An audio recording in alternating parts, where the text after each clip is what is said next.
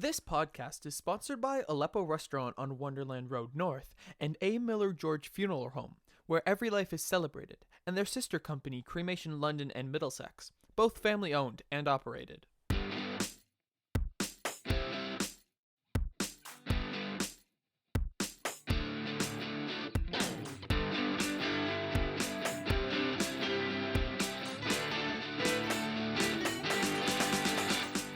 Good morning, good afternoon, good evening, whenever and wherever you may be listening. We welcome you back to another edition of the Vicar's Crossing podcast. The Vicar's Crossing is a virtual space where faith intersects with the public square. And my name is Rob Henderson, and I'm the rector and priest at Holy Trinity St. Stephen's Anglican Church in London. At least for another little while. And my name, well, you open. never know. Talk to the new guy. And my name is Kevin George. I'm the priest and rector here at St. Aidan's Church from where we're recording today. And we got producer with us. Producer Iain. Yeah, that's me right here. This one. Hi.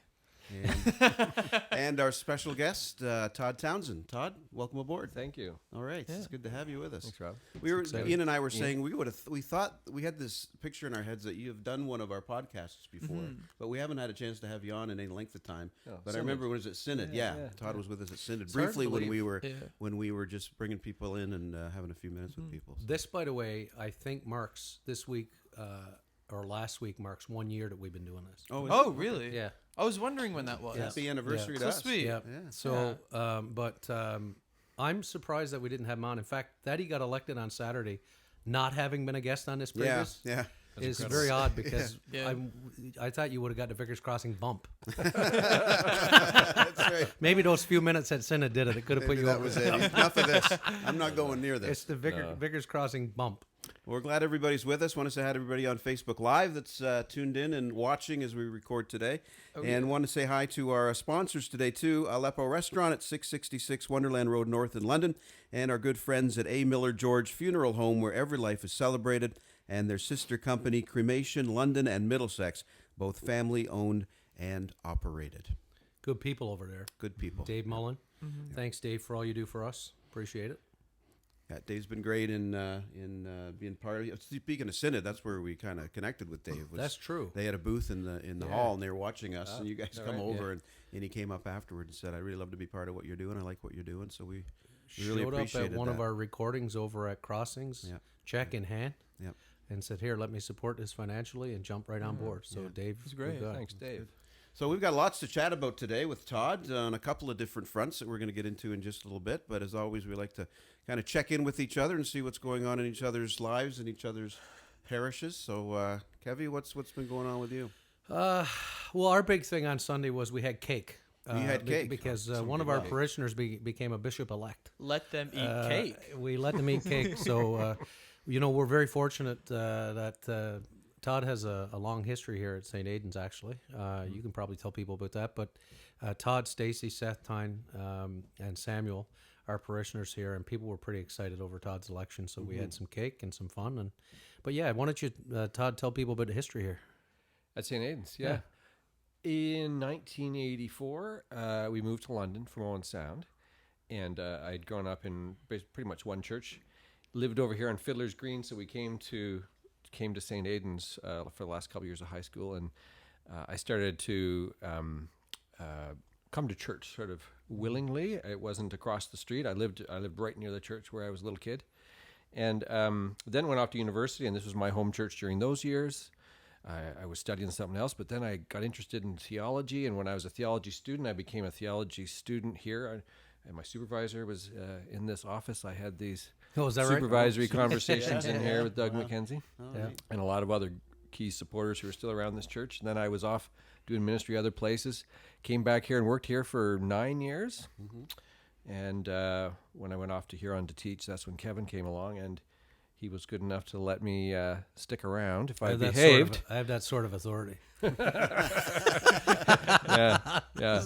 My family told me that they were going to go to St. Aidan's. They didn't really care where I went. Yeah, that's right. Yeah, let us know how it works out, Dad. Yeah. So here we are. So it was a good celebration Sunday, and it was nice because a lot of people have been around for a lot of those years, and it was, you could see the joy and and a real sincere congratulations from people. So That's right. Yeah. it was a good day for us. Great. I see you guys were all decked out in sports jerseys. On outside. Sunday we had our Team Jersey Sunday, which we've been doing for a couple of years, and it's where we get together, we wear our favorite team jerseys, and it's a real community building thing, and we did it last year for the first time just for fun because it was Halloween too, and we were talking about what to do with people. And what happened was that after that Sunday, people started saying to me, I didn't ever had a chance to chat with so-and-so.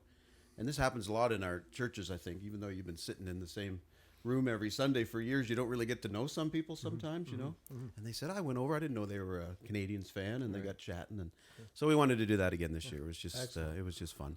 And and then another any Canadians fans fan, in the line? there are a lot of Leaf fans. Yeah, Oh, I'm a is that little right? outnumbered. Yeah. I'm a Detroit fan, right? Growing up in Windsor. Yeah. So I was happy to see you repping with the Tigers sweater. yeah, I had my actually. Tigers jersey on. I was surprised. A couple of people didn't even know what that D was. Come that on. old English D. They just They'd thought it never was- seen it before. They think it was D for dumbass. Yeah, I guess so. yeah. What is Ian at?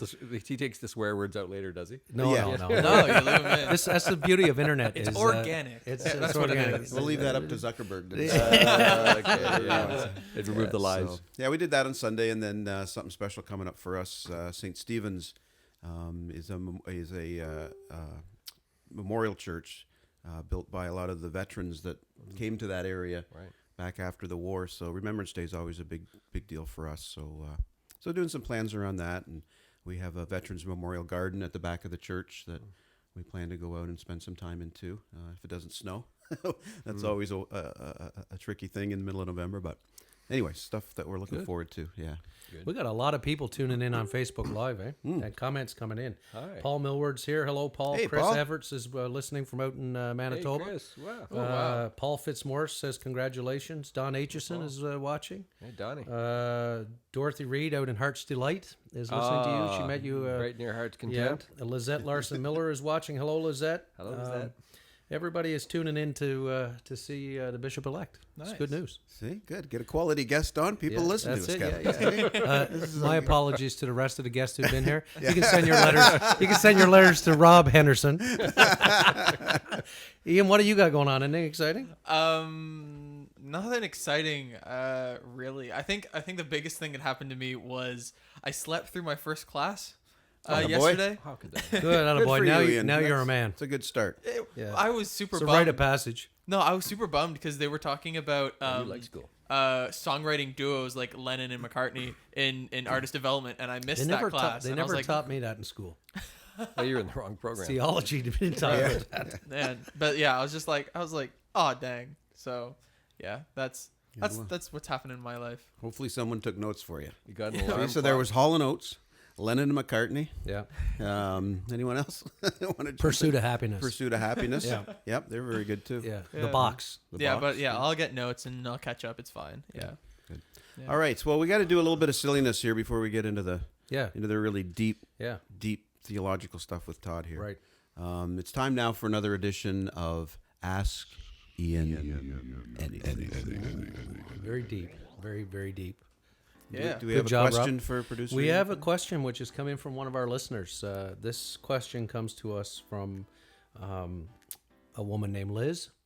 And she wants to know, Ian, thinking about church. Okay. And Building next door. St. Aidan's, well, not the building, the people. Oh, gotcha. The building is just a building. Of course. But you've gotten some sense here over the last couple of years, the more you've gotten to know us here, myself, Rob, others. You've been involved in a lot of projects we've had here. You've been involved here with the Vicar's Crossing as a ministry. When you think about the church and the possibilities of what the church can be or do, this Liz wants to know, how do you see St. Aidan's looking when you're my age, Kevin's age? So that is 48. So 48 years from now. yeah, so no, now stop it. So that's 30 years from now. What would you like to see? I mean, what would the church be in 30 years? That's a deep question. That's a good question. It's a great question. Thank you, Liz. Say hello to Howard. Okay. So the church itself, like the people inside of the church, are an incredible force when they work together. And it seems to me now, as 18-year-old Ian, that there is a large majority of the church that is divided in opinions and things like that. So the church is just divided right now, as in my opinion. But for me, I think the church in 30 years will be together. I would hope more in the sense, more together as in the sense that they agree on a lot of things. And I think that with that agreement and that togetherness, then they can strive for a lot more positive change in the world, rather than, I would say stilted right now, I think is a good word, but that's just my opinion, obviously. Like, I'm not behind the scenes, I guess. But I think in 30 years, if it is 30 years, however... If we survive 30 years, we will, because we have Jesus. All right. Yeah. In 30 years, I think that togetherness and that community will be a driving force in change, I would hope. Obviously not like the driving force in the Western world or whatever, but it will be a contributing factor, I would hope, because a lot of the people here share the same views as I do as an 18-year-old, which I find really interesting, because like you would think that a church would be like arguably super conservative, but it's really not if you know who to talk to. Yeah. And I think that that community will be a like societal driving force, I would hope, because there's some pretty dope people in church land. Good answer. We like being dope. Yeah. What do you think of that, Todd? That's a good vision. That answer? That answer and the question. Oh, that's a fantastic answer. The key is early in Iain's response about power coming from working together. So any power for good usually is not some individual's power or some sort of tyrannical power or some sort of financial powers. When people come together and speak and act in ways that create good, that's powerful. And it disperses when they don't gather and when they don't work together. They don't trust each other. It disperses. There's no power there. So that's a great answer. That's a great answer. Yeah. And hopeful and a little bit affirming being called dope. Dope. Oh, yeah. I like being called dope. That was the hope, to become dope. Yeah. I'm not gonna assume too much about what he's saying. That he's being really nice. Let's face it, the three of us guys are so dope. We're woke. we're woke. Yeah. Woke. Yeah, Yeah. we're woke. It's dangerous. Which is what Iain wasn't yesterday when his classes were no. Yeah, you're not living that down, my friend. Oh, whatever. All right. That's fine. That's good. All right. So now our second point of silliness would be a little contest that we've got going underway between Kevin and myself and Iain. This is called the Music Morsel. All Yes, right. it is. I'm going to give you 12 seconds. All right, let's go. You ready for it? Yep. This is from the 1970s. Okay. Okay. I'm familiar. You're familiar?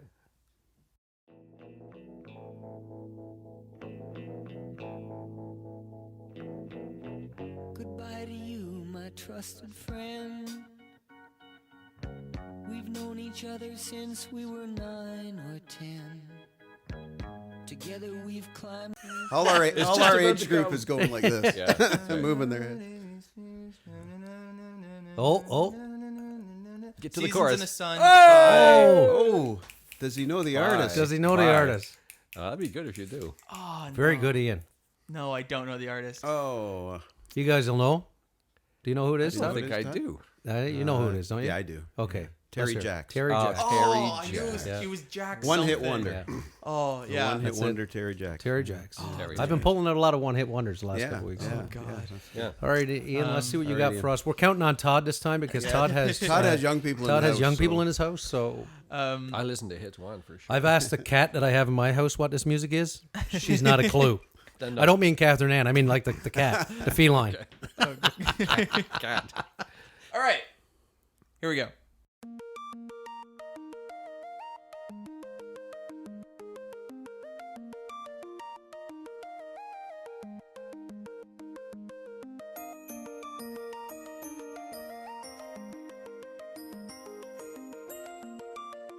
Okay, that's Can all you give get. us a year? Can you? Is it? 2009, Oh, 2010. okay. Oh, So wow, it's- so it's yeah, not, it's not yeah, brand new. yeah. No? Yeah. I have heard that before. 2009. Yeah. Wow, sounds like I'm going to what you hear say in the train station. Lenny and the Polka Dot Go to Camp is the name of the song. Played by the Spinsters. No. No. No, I thought it was the theme from Via Rail. Via rail. Near. That's right. Yeah. I'm at a loss. I don't know. What you I've guys. heard it, but Iain, I couldn't. Todd, do you Todd, you got something? anything? Anything? Nothing. Fireflies by Owl City. Oh, of course, Fireflies. Yeah. Fireflies. All right. The Sounded intro. like fireflies to No, me. yeah. Yeah. Yeah. All right. All right, moving on. Let's move on then. That was fun. Another embarrassing moment for the Metallica, I would have got. Metallica. Todd would have got it. Well, look, it seems a bit redundant to introduce Todd, but I think we can. Yeah. I think for those of you who listen to this podcast who may be unaware of London, Ontario, which seems hard to believe, people listen to this from all over the world, oddly. But Todd Townshend is a priest here at the Diocese of Huron. He is currently the Dean of Theology at Huron University. Todd has served in various parishes as a priest here in the wider London area. And he's just a really good guy. And he is now the Bishop-Elect of this diocese, as he was just elected on Saturday. So welcome, Todd. We're glad to have you. Thank you, Kevin. Yeah. Did I miss anything important in your introduction? No, I mean, that got enough. Okay. enough already. That's right. Well, as Kevin mentioned, there's a couple of things we want to chat with you about today. One of which is your work at Huron College, or Huron University. I still call it Huron College only University because College, yeah, you got it. and of course, moving forward as Bishop-Elect. So let's start a little bit about Huron University College, working as the Dean of Theology there for, how many, 5-6 years now you've been there? 6 years as dean. 6 years as Dean. Yep. And one of the things we were chatting about before was we wanted to get you on originally because we know there's some big changes coming up in the MDiv program there and some other studies as well, I'm sure, going on. So we want to chat a bit about that. So maybe you could fill us in on what's been going on at the college and some of the new things that you're doing there in theological studies and specifically the MDiv program. Great, thank you. Well, of course, Huron University College is at Western University and is the founding college of it, and there's about a 1,200 student population, most of whom are undergraduate students, and we do have theology and religious studies in those programs. Great programs there. It's an awesome school. The Faculty of Theology is a small part of it. That's what we've done right from the beginning, 156 years or something, and theological education is a good part of any university education, that's for sure, and that's part of our mission. The part of our mission as a faculty that is shifting and changing, partly because society and church is changing, is the Master of Divinity program and the Master of Theological Studies, which is another professional master's program that lead to ministries of various kinds, general theological education, but usually to churches and chaplaincies and roles like that. So over the centuries, and certainly when we went to school there, the three of us all went to that school, training and preparation for ministry was done sort of on a monastic kind of a model where people would move into a school together and live and work and eat and pray together several times a day, and then have the intellectual formation go with professional formation to prepare you to do ministry and to be learned clergy, to be literate and contributors in society that way, and sort of teach you all the skills and stuff you need to do ministry. Well, over the years, different types of people, different stages of life have been drawn into ministry. So educating a 24-year-old male in that kind of a model, a residential model, which is really the best way to do it, became impossible for a lot of people because they wouldn't either be able to move to a city where there is a seminary, they couldn't give up 3 years of their life in terms of livelihood or family life or whatever, and we're finding that these communities are missing out on some really good leaders who can't do the things that are necessary to get into that kind of work and that kind of role. So over the last 20 years or so, schools around, especially around North America, but other places, have experimented with online education, other ways to access theological education.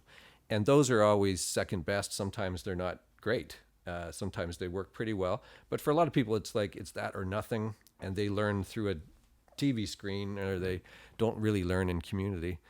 So what we're proposing to do, and our plan, there's a couple more approvals to go, so I don't want to get ahead of myself, but what we're proposing to do is to sort of leap over the distance and learning model for the alternative way to education, to keep the residential mode going on our campus here in London at Huron, but to open up access to it for remote access students who can learn in hubs in various places. So that's one part of it. We're going to use electronic classrooms for simultaneous, so that you're in the classroom, you're just a remote access, you're going to be on a screen and so on. And we've find that this can work very well, and lots of people have done it.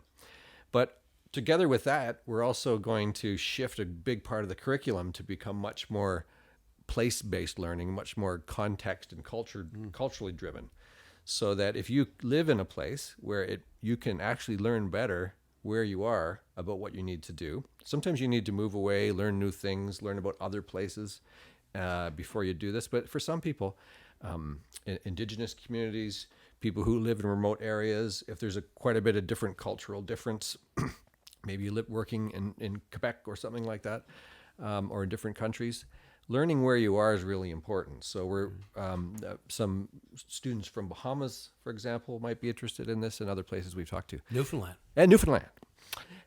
If they want this kind of education, and what we're going to do is have 3 major gatherings a year at the campus in the reading weeks and in the summer, and maybe move it around to other places so that we can learn get the intellectual learning, to get the knowledge and the background and the rigor, but really put it in each place and say, what does it mean here? This sounds different here than it does there. The other third thing in this sort of context-driven way of learning, it's far beyond sort of field education, is that the questions for learning will come from the community that you're in. So you're engaging many more people in the place where you might be even working, and you have a supervisor and spiritual mentor or elder working with you, and then the community you're in, you can say, well, we're working on this stuff, we're learning this and that about what Christology means, what Jesus was, what's the nature and purpose of Jesus' life, death, and resurrection, that kind of thing. But you talk about it in different places, or you read different parts of the scripture, like the Psalms on the steps of your city hall, and it's different than when you're in a classroom. Right. So it's rooted in the real life of real people, which will make it a much more mutual kind of learning. So nothing is lost from the knowledge and the research and what the university excels at, but a lot more can be gained from that more mutual way of learning, and drives the whole thing differently. So that's what we're proposing to do. A lot of people are very interested in it, at first because they can access something that they couldn't access usually. But I think the nature of it is going to really be enriched. It's interesting hearing you say, like that example you gave of reading the Psalms on the steps of City Hall, say, for instance, as opposed to our cantering of them on Sunday morning. Obviously, one of the focuses that we have here on the Vicar's Crossing is that intersectionality between faith and the public square. Right. And what interests me and intrigues me about what you're doing over there and those sorts of changes is, I just think that particular model of contextualized ministry and that contextualized learning is just ripe with opportunity for these leaders with heart, as they like to say at Huron, to get engaged in the practice of ministry in such a way that they are more literate in the ways of the public discourse and what's going on. Right. And so I think that there's an incredible potential there for that. I mean, do you see that yourself? Yeah, that's part of the plan. We do some of that already, but it is it's a little less organic. Right. It's sort of like, here's the plan. We're going to go to this place. We're going to look at this thing. We're going to learn this thing that we know we're going to learn. Yes. That's all very good, because you don't want to lose control of some of the things that you do and don't want to learn. There's only so much time. But on the other hand, there's more spontaneous action in this kind of thing. Other fields, it's not just in theology or professional studies, are really embracing place-based learning is the more common term. And there are a lot of different fields in which that makes a lot of sense, partly because the practitioners and the people and the struggles are so unique. There's a thisness to every single place. Yeah. But then when you gather and come back together, you were learning the same things in different places. You talk about that when you're all in one place, and you worship together and pray together and eat together, and you're meeting people from around the country and other places. Yeah, that we're hoping is really that is rich opportunity there. I mean, I know for me, when I did some of the doctorate of ministry stuff at McCormick in Chicago, that to me was part of the richness of being able to go and do that program. Is we were a small cohort, yes, there were like 8 of us, but we lived all over North America. And when we came together, and I mean, that program is so geared into, it's sort of incarnated into the parish. I mean, that's your lab, so to speak. Yes. But we'd all come back and meet in this room, and the richness of the theological expression, the contextual expression, which was just incredibly diverse, and just the lived experience, and even the theology of place, like, what it means to be in that place, in terms of your relationship with God and the Creator. And it was, to me, I found that to be a very positive expression. So I think the potential there to bring that stuff together is pretty exciting. And I mean, and I think new for Canada. Yes, I don't. No one's doing Is there exactly anybody this. else? Yeah. No, there's a school that we've learned a fair bit from in England that does a similar thing, St. Mellitus College. Yeah. But what they're doing is, again, unique for their situation, but they've been very helpful to us. But I don't think a couple of schools in the United States are doing similarly unusual things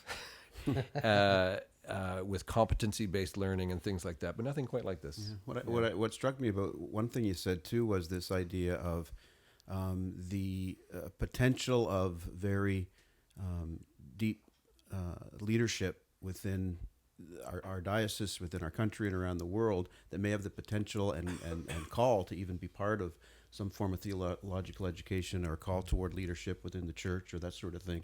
But some of the barriers that prevent them from being able to take that, because I remember in my day, only 12 years ago, that was a big thing. I wanted to do it and felt called to it, but I would have had to move to come here to do it. But what you're proposing is to actually go out, right? Which really is a discipleship call, isn't it? It's all about the church going out, and now it's also the school very Celtic. Going out. Yeah, very much. I mean, so. the Celts, as say, opposed to the monastics, sort of was, let's take this stuff out into right. So we can go to the people that have the potential for leadership, which is really what will accentuate a lot of change and growth and stuff in the church, right? That's it. So. Exactly. Well, there's two things about that. One is that we're envisioning about half of the students are still in the campus and live and so on, alive. We hope. Well, we hope so. they're Yeah, alive we hope, anyway. I but mean, they're you live always in need to practice in the funerals. room. They're not beamed in. seminary, so And then so the context of London will be their community. Right. So London still has this sort of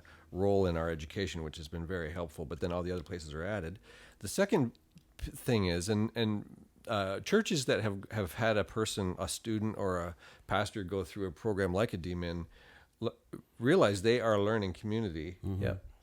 And when that happens, they start to think about, okay, what does our life teach? Mm-hmm. That's right. Like, what does our life together look like? And what is it saying? And why do we do that? And why why are we wasting time over there doing that? And why is it so great that we're doing these things? So that reflective learning mode spreads out in the place, and people see themselves as learners, but also as, it brings their wisdom out, brings their experience from other fields out, and all kinds of stuff like that. I would imagine too, it'd become very revelatory for people, especially in different when you're talking about different contextual contexts. That's right. And what's revealed is more about myself, more about the world I'm living in. Things start to look different, right. And that's important. Yeah, that's important. Yeah, it's pretty cool. Now, with that in mind, I mean, there was a little thing happened on Saturday. Yeah. I remember that. And you are the Dean of Theology at the moment. Yep. And continue to be for another little bit, I presume. So perhaps share with our listeners, particularly those who are a little on tenterhooks or on nerves about the future for Huron, because I'm sure many people there are lamenting, not lamenting that you become the Bishop-Elect, but lamenting the fact that you'll be gone as Dean. Okay. And so I wonder if maybe you can share a little bit about the how rooted this is in the work that you've already done, so that this work will continue even though your role may be changing, but the work, the hard work and the dedication that you've put into making this real, and where that's headed. Well, it's interesting because some of the conversation partners I've had in helping to develop this proposal and for the way of doing things have been people like bishops in the Anglican Church and other churches and the other people in roles like that, where they oversee ministry and they also deal with people who are being raised up for it.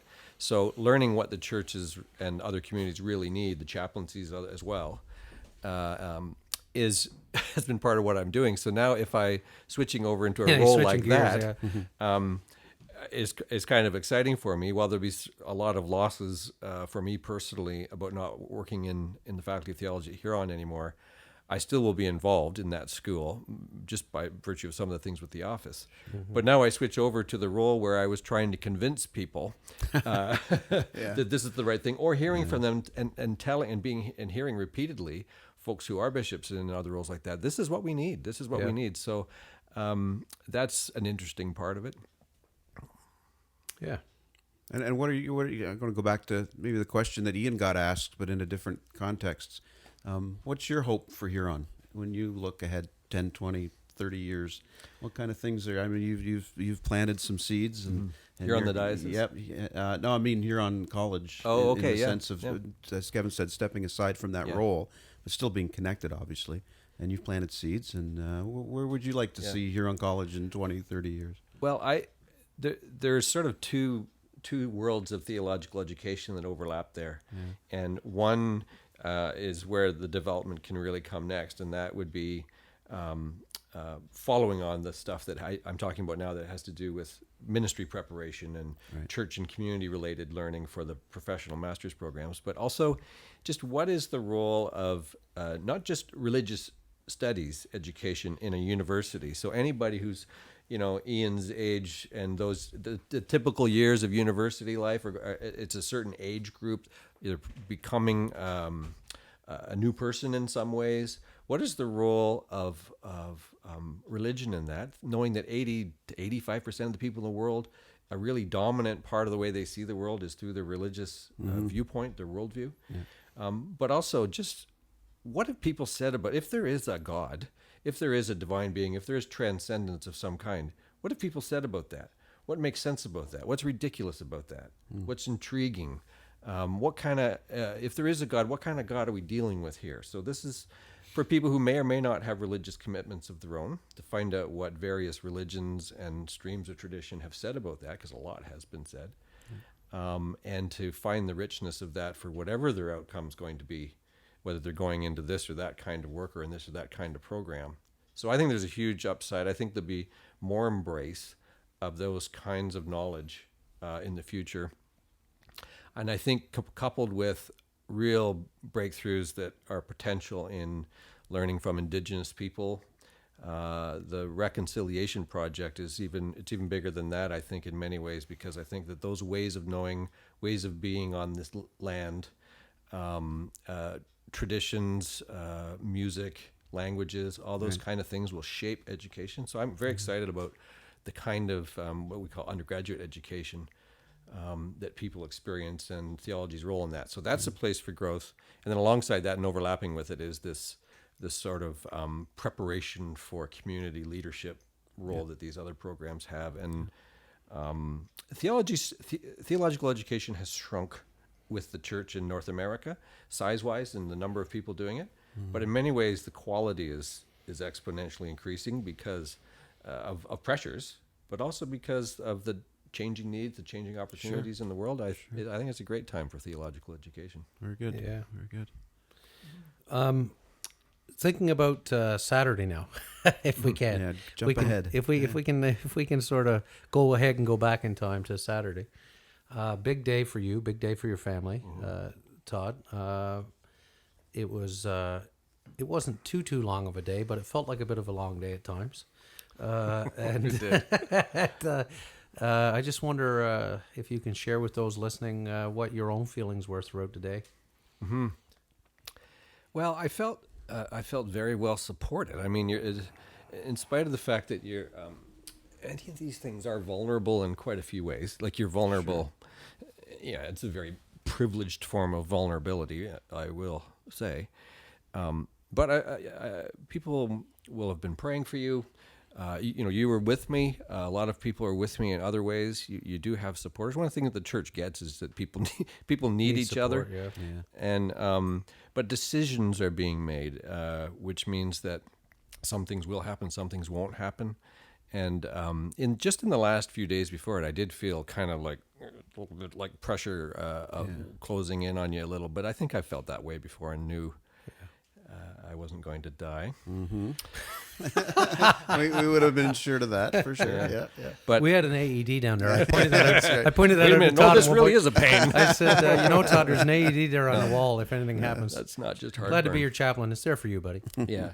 Well, and you have chaplains, but then all kinds of people there and not present in the room, Right. who assure you of their, and that was true for all the candidates. I had a lot of appreciation for the other candidates, I must say, on that day. There were 4 other people who were eligible for election on that day, and they're all amazing people and friends of mine. So there was a bit of bonding going on in that, but a difficult kind of bonding. Yeah, it's an uncomfortable thing, I'd imagine. Yeah. Yeah. Like, awkward, anyway. I guess is probably a better It's word. one of the interesting contrasts was you have a federal election going on Yeah. while our little election was coming up, and the contrasts were pleasing. Yes. I don't mean that the federal system, like the political system, should be all that different. Although I have some thoughts. Yeah. But the church just does stuff differently. I love this. I like this more and more. I grew up in church, so some of the difference of church used to make me cringe or make me embarrassed at times or things like that. But I'm embracing it in ways that I haven't, and that was just one example of it. We do this differently, Right. And I like it, but it doesn't make it easy. No, not at all. But I will say, at the end of the day, there was some relief, but it was more, it was gratitude. Most of us know what gratitude feels like, and there's sort of daily nice stuff that happens. Then there are moments that are just rather deep, and it's pretty hard to describe. For those that don't know your whole story, I guess in a way you could say you're not coming into this with blinders on by any means, because the office of bishop is strong in your family, young Skywalker. and Todd's dad, right? Yeah. And grandfather, is it? Yeah, Mm-hmm. were bishops as well. So you were you grew up in this atmosphere where you saw some of the daily life of a bishop, and along with your vocation as a priest and even dean of theology, you've been in this world. So do you think growing up in that kind of atmosphere, does that help or hinder, or a little bit of both? In a way, you know what you're going into, but maybe not. Yeah, more help than hinder. Although there, along the way, when I was a little kid, people often would say to me, this is in the 1970s, and there were, it seems like there were fewer options for a career, and people would say, are you going to be like Dad and Grandpa and go into the ministry? And once you've been asked that 5 times while you're trying to just get some cookies at the church, exactly. you start just saying no. Yeah. I just, because that was easier. I would say no, and they go away. Yeah. And but after a while, I didn't really mean no. I just meant give me some time. Yeah. So seeing it and living it, I didn't really know much different. That's why I realized on Sunday here at St. Aidan's, coming here, it was the first time I wasn't in a rectory. It wasn't in my neighborhood was the church, but here it was a choice. And if you give people enough space, those things develop, but also support at the same time. So, but I will say that there were a lot of things I knew about being a pastor of a congregation, for example, before I did it. But there are a lot of things I didn't know because you didn't do it. Right. Exactly. You seeing someone do it is a lot different than doing it yourself. Doing it yourself. So I don't pretend to think that I know what being a bishop is like, but I have seen some of the great and difficult things about it. And that's what it's like in, I think, all vocations in a sense. I mean, you can go to seminary and get all the tools and put them in your bag and show up at your first parish, but it's living it. It's living community, as you were talking about before. Yeah. That's the real teacher of vocation. And I'm sure the office of the bishop is going to be somewhat similar in that there's going to be some feeling out here. And sometimes you learn the hard way. Yeah. I don't prefer it. Yeah. Oh, no. It'd be nice if we could just glaze over that. Right? Yeah. I was just thinking about Saturday, and I was really honored and privileged that you asked me to be with you as chaplain that day. After the second ballot, there was a very sort of clear direction in terms of where things were going, I think. I mean, it was really, for me, and I said this on Sunday in my remarks and in my sermon as well, that, and you're right about how the church does things differently, Todd, and there was something really special about the fact that I was sitting in a room with you and Tim, both of whom I have such great respect for, and I just thought, and no disrespect to Bill or to Tanya or to Paul either, all very worthy candidates to bishop. But sitting there as we got to that point and seeing how the church was doing it, it was just incredible. And I said to the two of them, like, I'm just really, my heart is glad at where we're at, we're at as a church. But I was really quite intrigued that we sat down, and you and I, we had gotten in there first, and we sat down, and I said, well, what do you think? I mean, you were 3 votes away from it in the clergy, and just a dozen or so in lay people. And you made a remark which I thought was quite interesting when I said, well, what do you think of this? And you said, What did I say? You said, about and I wasn't even going to be a priest. That's it. I did say that. Yes. Yeah. Well, I mean, and I wasn't, we're not joking. It's funny to us now. Yes. But yeah, I mean, I didn't plan this. No. So this is not the way you would have drawn. No, and I mean, when I was first ordained deacon and then later priest, I found myself in situations where I was feeling like, what am I doing here? Yeah. Like, how come? Like, this is a sacred thing, Yeah. and they got me in here. But you grow into realizing why you're there. It's not just because you. It's because what you can represent, bring, what you can point out, what you can appreciate, what you can offer. Mm-hmm. And it's little wee things, and God just saw some stuff with it. So, so at that moment, I think that's crossed my mind because you think, well, now I've got some other thing to do, and here we go. How did I end up here? And I love hearing that not only from yourself and the position that you're entering in, but even laity, that oftentimes we say, this wasn't supposed to be where I'm supposed to be, or I didn't have a clue that this is where I was supposed to be. Mm-hmm. But again, you say it just unfolds, right? And it points to the holiness of it, the sacredness of it. And I think the authenticity of it is that when we can just kind of let it unfold, God will do what God's going to do with it. And it's in the looking back that you see the pieces together, but in the moment. Right. Yeah, you're trying to be attentive to what's going on. Right. But you don't really controlling it. And then you look back. I mean, we're getting old enough now to look back. And you realize that you were prepared in so many ways uniquely. Like you each person is uniquely prepared by all these things for what they end up doing quite often. So and when that isn't the case, it just doesn't happen. Yeah. So this may be the most unfair question of the day, and we can edit it out if you're not comfortable with it. But so you're looking ahead now a little bit. I know you still got some things to take care of here before you move into the office. But looking ahead, are there thoughts or plans or things that you're wanting that you can share at all with your vision or what you see the diocese moving ahead in your role as bishop? Not really in terms of particulars, because I think in particular places, like we were talking about earlier in education, everything's going to be kind of unique, and learning the history of a place and people will be a big part of it. But I think one of the things I'd like to be able to do and have learned a bit about recently is it can be really a lot of work and a lot of effort to adjust things slightly, right? Right. You can put 100% of your extra effort into something and you adjust it slightly, you start moving a direction, something makes it snap back. There's an inertia that comes from years of doing things a certain way that worked in some cases really well in the past and doesn't work now. In other cases, it still works. You just go with it. I mean, there's all kinds of things in the Christian tradition that are ancient and that we stick with them because they work. They work. Right. So knowing the things that work and the things that aren't working is important. And in the place where it's not working so well, and I don't mean that things should be easy, but it's just everything's not kind of clicking here for some reason. And there's lots of moments I've had in my life where I've been in those situations. Sure. How can we imagine the whole thing differently? Like not just adjust it a little, but to go, let's go back to the premise of the whole thing. And see if some of the things we kind of cherish are things that if we let go, we'd be liberated and released. So that's a scary thing to do.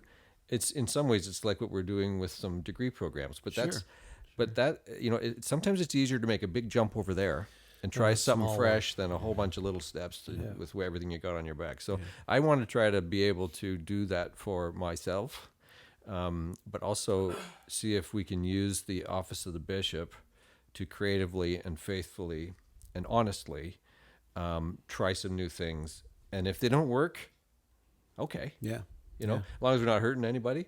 But to be courageous and to resource and focus some things that, and it's not just experiments. I mean, we got. There's a lot of wisdom in the church, and there's a lot of people who know what's going on. Mm-hmm. What do you want to try? How do you want to try it? Who do you want to try it with? Yeah. How can we make that happen? And evaluate. One thing I've learned about from being in higher education is assessing and evaluating things carefully is very valuable. Right.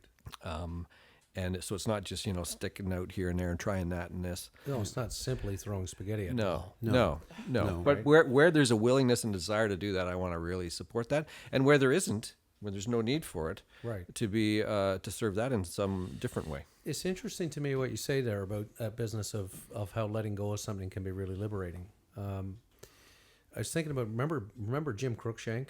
Yeah, I do. And God rest his soul. Jim was the Bishop of Caribou, yeah, I think. Yes, it was. Yeah. And when I was first ordained, I was up in Labrador, and they used to have this conference for the big land, as they call Labrador, every year, and it would happen out in Goose Bay. And I was in Labrador City, and we got on that little puddle hopper plane and popped over there. And folks came from all the various places across the whole region, and we had that once a year conference. And they'd bring in a speaker, and that year they brought in Jim Cruikshank. And this I'm going back now this was 1997, and so 22 years ago. And Jim came, and certainly as it related to Labrador in those days, in terms of, just as an example, liturgically, a lot of places were still holding on with very tight hands to their Book of Common Prayer, which not a bad thing. But there was very little revision in liturgy in a lot of places. And anyway, someone asked Jim about the Book of Common Prayer and about the need to protect it, from all these outside alien newfangled forces. And Jim told the story of his grandmother. He said, in our family, he said, my grandmother was the matriarch of the whole thing. He said everything in our family revolved around my grandmother. All the family gatherings, everything else that had to happen, it all had to go around my grandmother's schedule. And he said we all felt an incredible amount of comfort. So we thought about grandmother doing the whole thing. And then he said, and then she got sick. She got very, very sick. And a lot of things happened. And we had to nurse her along. And then eventually she died. And we thought, oh my gosh, what's going to happen? What is going to happen? And then he said something really profound happened. And that was, we found a new way of being. And the new way of being was, and all of a sudden there was a new life in our family. And now all of a sudden we started to understand all the things that were going on in others in our family and with other people in the next generation, in my mother's generation, and in her sisters and brothers and all of those things, and in our families and what we were doing. He said, and then all of a sudden there was this liberation. We all of a sudden realized that there was a whole thing that we were never attentive to because all we could ever deal with was our ailing grandmother. And I was really moved by that. I continue to be. And he said, all respect to my grandmother, I loved my grandmother. I felt great comfort. So he said, I get your thing with the BCP. I know you get your comfort there, right? But that business of being able to sort of be liberated by letting things go. Yeah. I just used that as one example, but and you didn't lose everything grandmother taught. No. Right. Or gave you. No. Right. Yeah. No, it's important. Yeah, Jim, he was good. He was a good influence on me too. Really nice man. So Iain, Yes. are you awake? Yes, I am. This isn't school, Yeah, you can't sleep through this, buddy. So you've got the Bishop-Elect's ear for a minute. Yes. Do you have a question? I do actually have a yeah, question. please So, go. You are now the bishop. Well, I've got one. Yeah. Wait till you see his hat. Yeah, gotta get the hat. A little later. Can you only move in diagonals? Well, I haven't tried anything else. Have you seen that funny meme with a bishop? With the Queen? With the Queen in Westminster Abbey. Yeah. Watch out, she can move any direction. Standing on the parquet floor. 94, she goes everywhere. What was the question? Only diagonal. Yeah, that was a good one. I think Todd will move all over. Yeah. Well, I think you do move around a bit. So what's the word that Huron and the church as a whole needs the world to hear? We talk about that sometimes in our. I do an EFM group. Yeah. And we're talking about discipling and learning and growing spiritually, so that there's a word that we could have to the world, not just within our own walls, but to the world that's watching and listening and that It's we're that part public of. square again, right? Yeah, the public square thing. What's your thought around, especially being in the position you'll be in? Word or words we need to. Yeah. Well, I mean, in the political realm right now, it's wild. I think the truth will set you free is one thought I have, but that's not probably my answer to your question. I as a Christian, I think the same message is always there. You can say it in so many different ways, but what do we learn about our relationship with God and what God is really like? This God who created and redeems the whole thing, and is beyond like the universes, beyond time. This God. What do we learn about that God from the life, death, and resurrection of Jesus of Nazareth? And while it seems like a sort of academic, formulaic kind of response, that's what our life is about: is continually unfolding what that is and what it is not, what it does not say. Because that is a wild story. I mean, that is not what they expected, Right. and it isn't what we expect over and over again. But it is what creates life. Yeah. Yeah. Excellent. Just the last thing on my mind is just to say to you as the rector here, or what am I? I'm an incumbent now. Am I an incumbent You now? can be a rector. I if can you be want. a have to learn about that. Yeah, learn whatever the changes are. But there's two things on my mind. One of them is you have a long history in this diocese. As Rob pointed out earlier, you have a generational history in this diocese. And I know coming here, following you as the rector of this parish, I just know the benefit of having followed on the heels of somebody who has been able to celebrate that notion of what the life, death, and resurrection of Jesus means for the people in this church. They were well pastored here before I came here. Okay. And so because of that, it was a easier transition than coming into a place where things are not like that. I experienced that too. And knowing that, you know the sort of richness that there is in this diocese, I wonder if you can reflect for a little bit on that. I mean, there's this ongoing sort of mentality about deepest, darkest Huron, and a rather unfortunate headline that I saw not so long ago that in an attempt of some sort of humor, I'm assuming, but the business of our bishop being raised up as primate and nothing good ever come out of Huron. I think many good things have come out of here. I came here by choice. I wasn't raised in this like you were. I was out east and I came here because I saw a lot of richness here. And I know that you see a lot of richness in this place and that you're proud of Huron. I wonder if you can reflect a little bit on that and on what coming into this role now in the next few months as the bishop-elect, what it is that you celebrate about this diocese. Well, I mean, this is a lesser thing, but it is no small thing. Just at southwestern Ontario, I've traveled around. I haven't really lived anywhere else. I kind of imagined when I was younger that I would. Yeah. But if you just think of the richness of the soil, the land, the lakes, if just the sort of gift of the place we are, is a very beautiful thing. There's that the joking about deepest, darkest, and all that. I take very little offense at anything like that because actually I know what it's like here, and I don't want to move to Toronto. No, That's right. That's right. If you can put it that way. Yeah. I do cheer for the Leafs. Yeah. Sadly. But beyond that, there is in the sort of layer of southwestern Ontario that is the Anglicans here. Yeah. It's a city and rural, without a metropolis kind of place. Right. So you've got these sort of islands of high population and city where life is a little different. And then you've got huge areas, and like I said, beautiful and diverse areas. You get north and you get southwest, and it's all different. But you get people who understand where they are and what's going on in our rural areas, and there's a lot of strain on just rural depopulation, but all kinds of other stuff going on there. And I don't know a lot about that. Yeah. But I come from a family who was quite rural in their mentality. Right.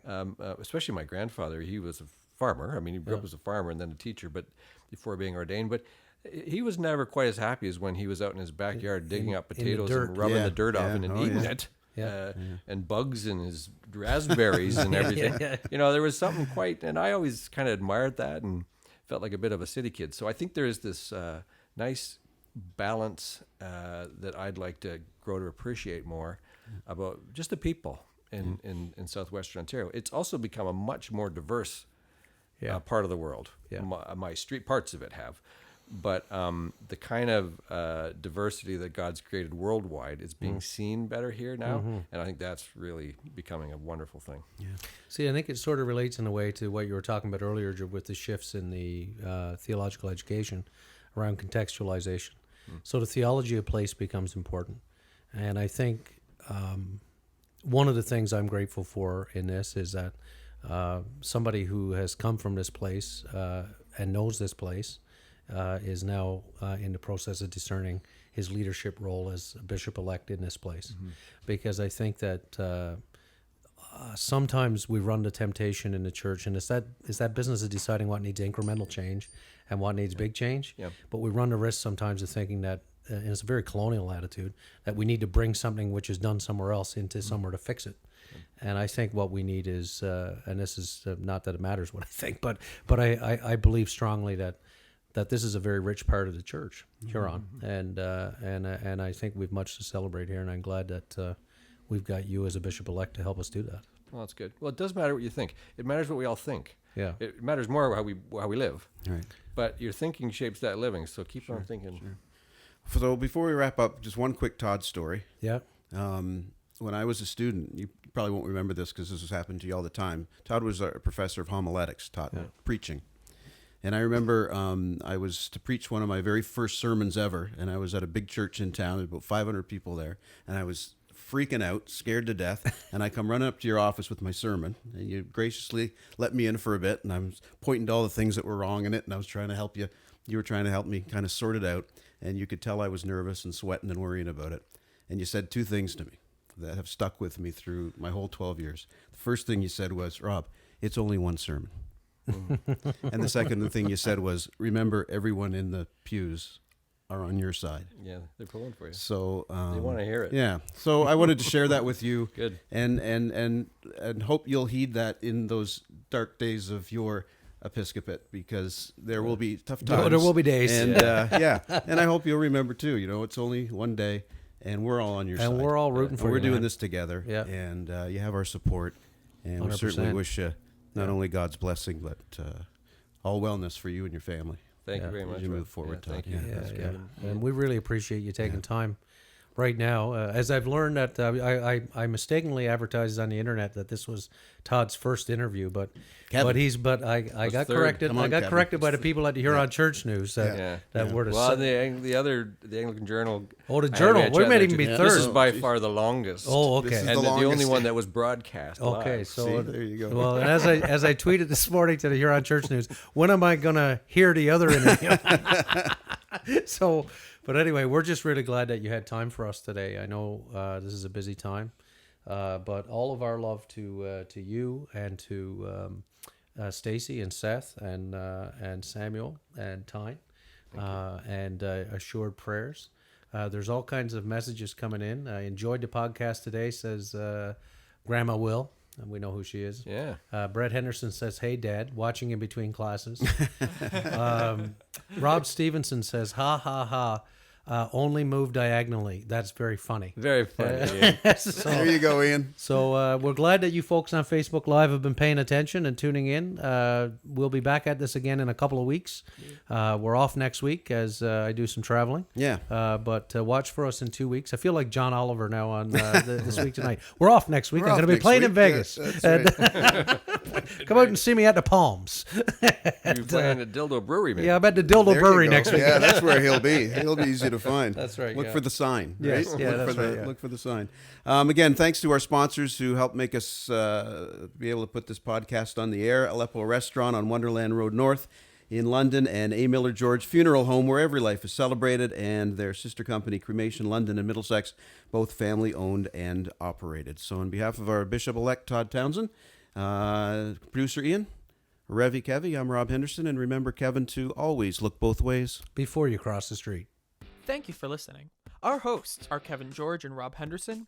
Our producer and composer is myself, Iain, with original artwork done by Catherine Olenek. If you have any questions or want to know how to find us, tweet us at Vickers Crossing or find us on Facebook at The Vickers Crossing. If you have any other questions about anything heard on this podcast, leave us a comment or look in the description to find out more. Thanks!